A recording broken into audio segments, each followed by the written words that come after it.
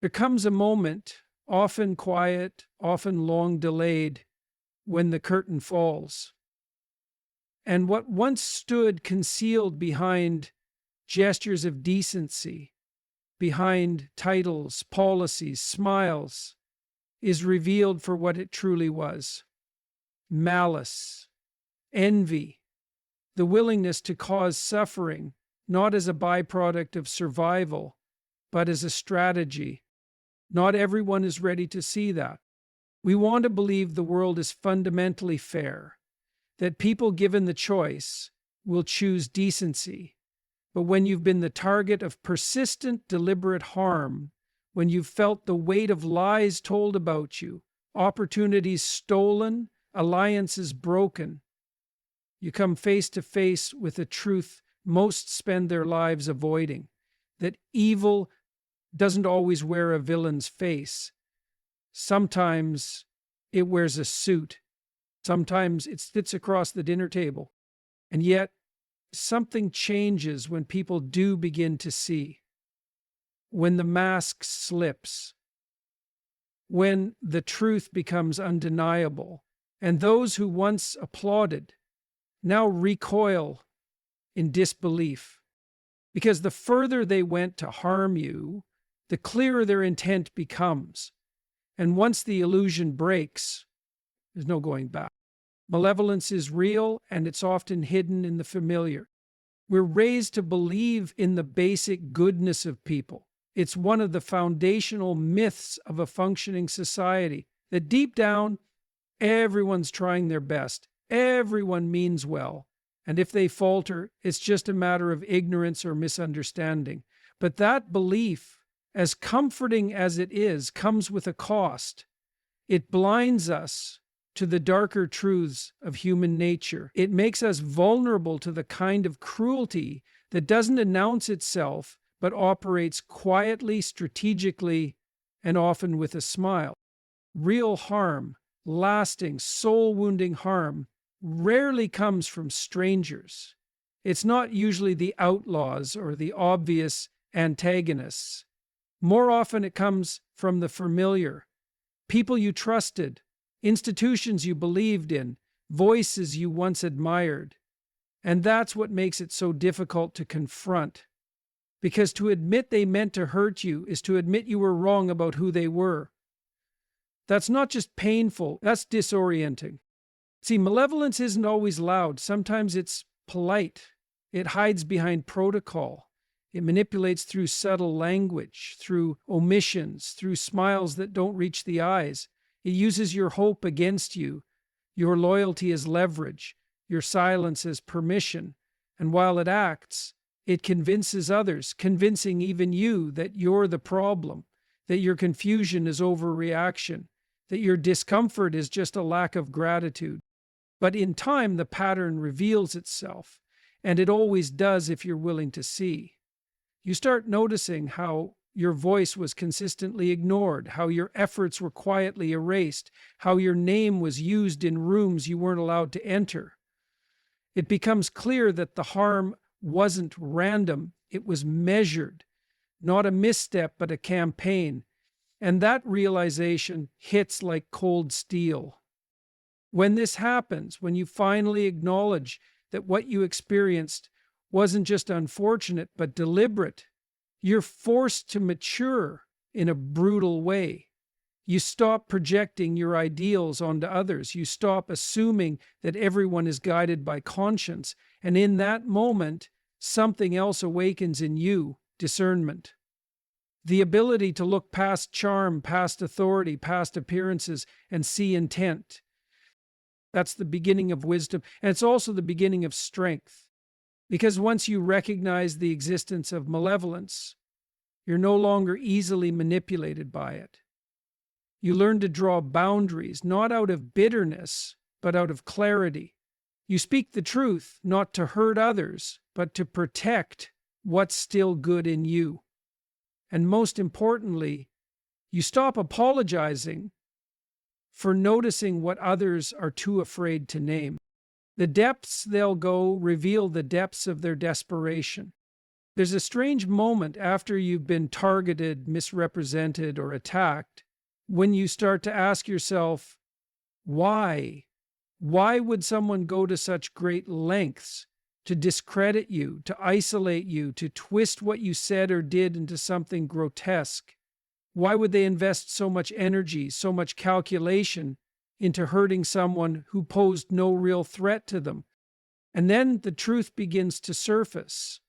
It wasn't about what you did, it was about who you are.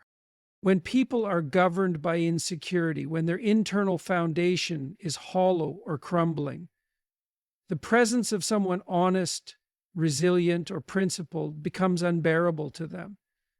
You didn't offend them by being wrong. You offended them by being real.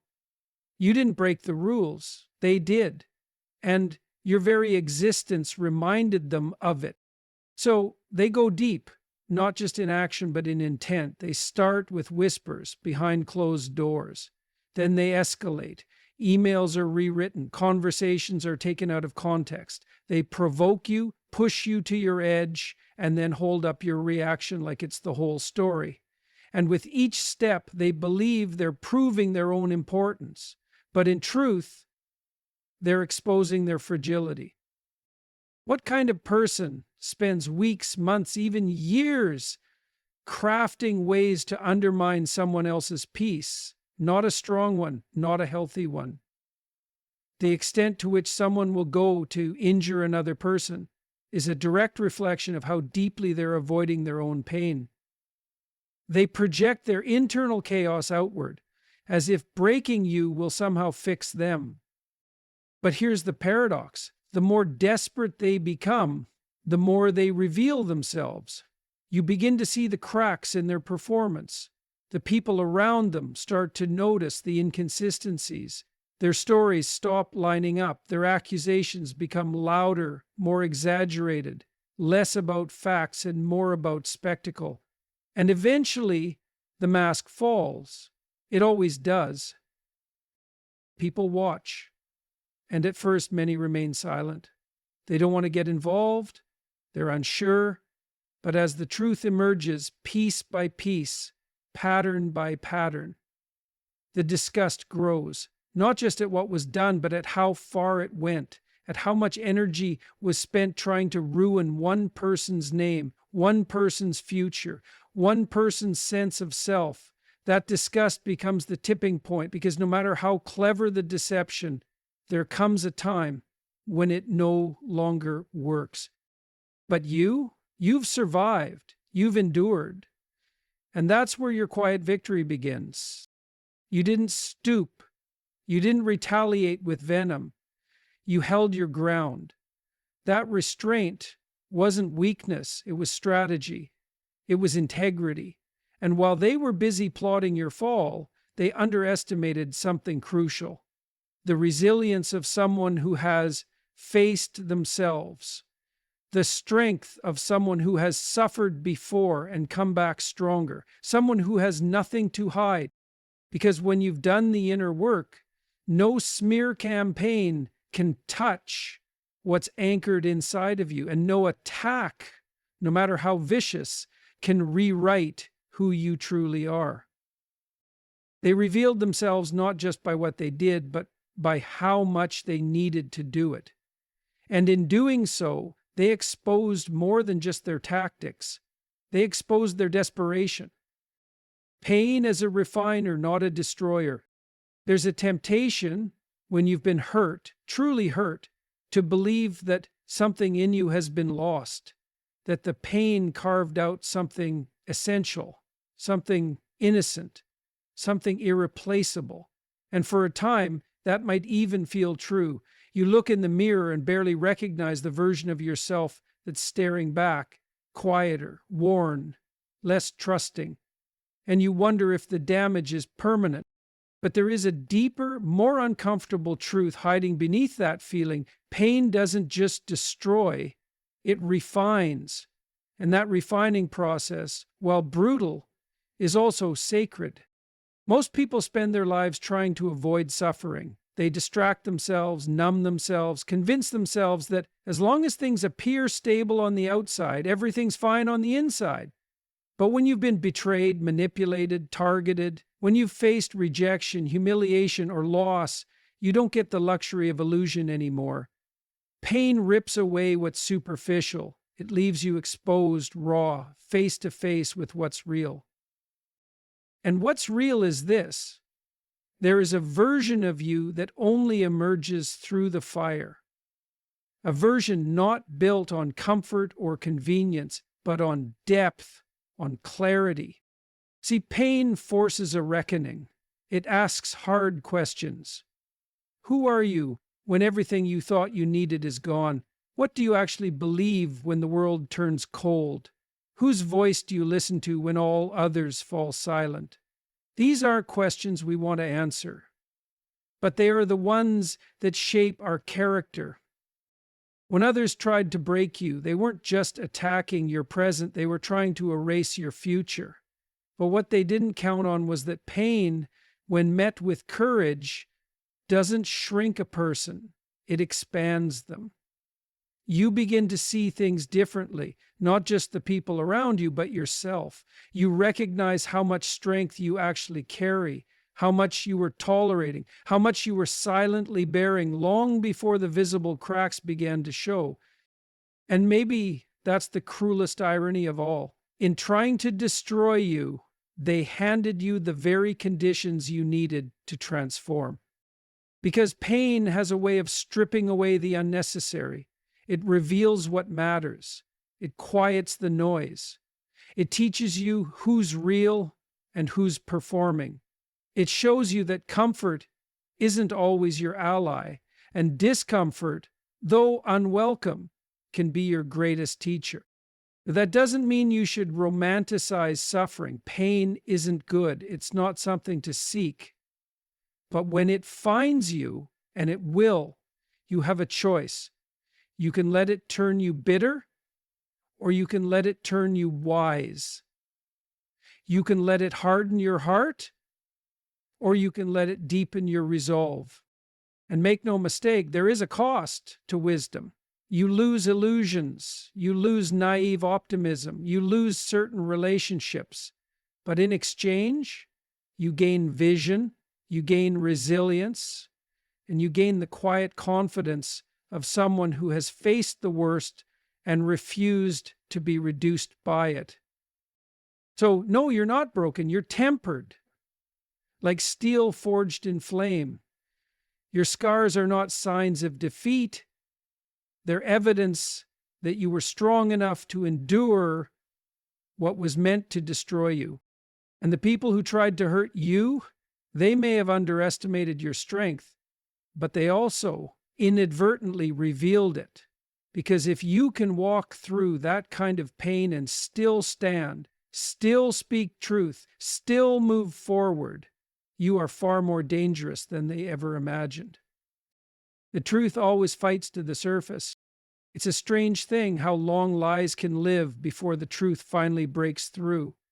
At first, deception feels indestructible. It's protected by consensus, by silence, by the sheer power of repetition. People believe what's easiest to believe. They go along with what's socially convenient. They look away, not because they're evil, but because they don't want to confront the discomfort of realizing they've been complicit in something unjust. And yet truth has a strange quality. It refuses to stay buried. You can suppress it for a time, you can distort it, censor it, wrap it in layers of half-truths and plausible deniability. But truth is stubborn. It resists manipulation. It leaks through in facial expressions, in contradictions, in the subtle inconsistencies people notice but don't yet understand, and eventually something clicks. The pieces don't fit. The story feels off.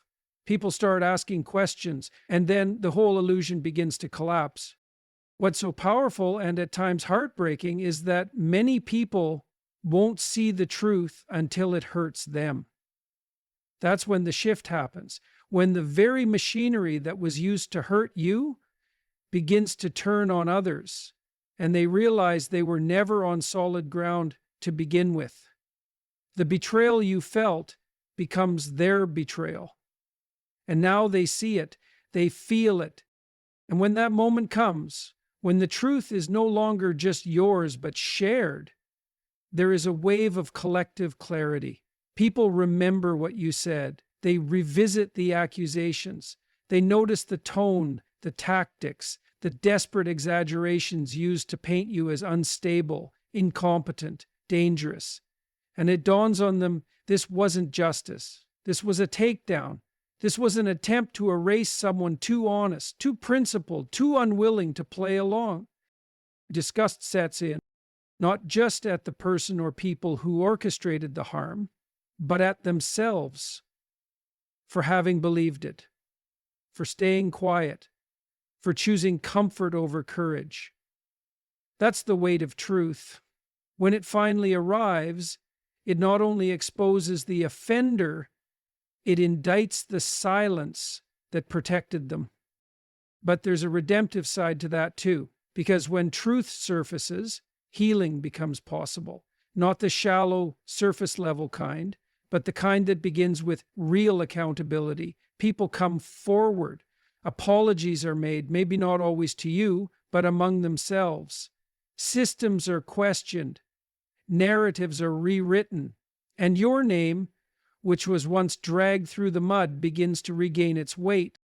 Of course, not everyone will apologize. Not everyone will acknowledge what they saw. Some will cling to their ignorance because the alternative requires admitting they were wrong. But others, those with even a sliver of integrity left, will see clearly now, and they won't be able to unsee it. That's the power of truth. It doesn't need to shout. It just needs time. It waits patiently while the lies tangle themselves, while the manipulators overreach, while the performance grows too loud, too desperate. And then, in one unguarded moment, it rises, and everything becomes clear. So if you're in the place now where your name is still misunderstood, where the truth hasn't quite landed, hold on, it's coming. The people who need to see it will, not because you force them to, but because the weight of reality eventually becomes impossible to ignore. And when that happens, you won't need to convince anyone. The truth will speak for itself. And it will be louder than any accusation that ever came against you. Integrity is the ultimate resistance. There's a quiet kind of power that doesn't demand attention. It doesn't shout. It doesn't perform. It doesn't twist truth to gain favor or manipulate perception to win applause. It simply stands, unmoving, rooted, unshaken. That power is called integrity. And when you're under attack, when people twist your words, question your motives, smear your name, it's tempting to let that integrity slip, to fire back with venom, to retaliate, to compromise your own standards just to prove a point or level the playing field. But the truth is, once you trade in your integrity, you've already lost, even if you win the argument. Because integrity is more than just doing the right thing. It's a refusal to let someone else's dysfunction dictate your character. It's the ability to stay aligned with your core values when everything around you feels unjust, distorted, or cruel. And in the long run, it's the only thing that sustains you. The people who tried to hurt you, they didn't just want to defeat you. They wanted to pull you into their world, into their chaos, into their tactics. Because if they could make you act like them, they could point and say, "See, you're no better." But when you held your ground, when you chose truth over manipulation, discipline over emotional chaos, dignity over retaliation, you did something they never expected. You became untouchable. Not because you were invincible, not because it didn't hurt, but because you refused to let them rewrite who you are. there's a strange and beautiful irony here. They believed your strength was in your silence, that your goodness was weakness, that your restraint was passivity. But in time, people begin to see the difference. They begin to notice who stayed consistent, who never wavered, who didn't need a crowd to validate them. And when the truth came to light, your integrity spoke louder than any defense you could have mounted. And here's what people often forget. Character is the one currency that doesn't devalue over time. It's not loud, but it echoes. Long after the lies fade, long after the drama dies out, what remains is who you were in the storm. People remember that. There is something deeply noble about standing firm in your principles, even when you're misrepresented, even when it costs you relationships, opportunities, or peace of mind. Because in the end, the pain of rejection is temporary, but the strength built in that solitude becomes part of who you are. You become someone others look to, not because you won a public fight, but because you modeled something rare. Moral courage, inner strength, a refusal to collapse. So let them talk. Let them distort. Let them build their shallow towers on lies and manipulation. Sooner or later, those structures collapse under the weight of their own dishonesty. But you're still here, still standing, still clear-eyed. And when the dust settles, it won't be their words people remember. It will be your resolve, your integrity, your refusal to become what tried to break you. That is the ultimate resistance. That is your victory.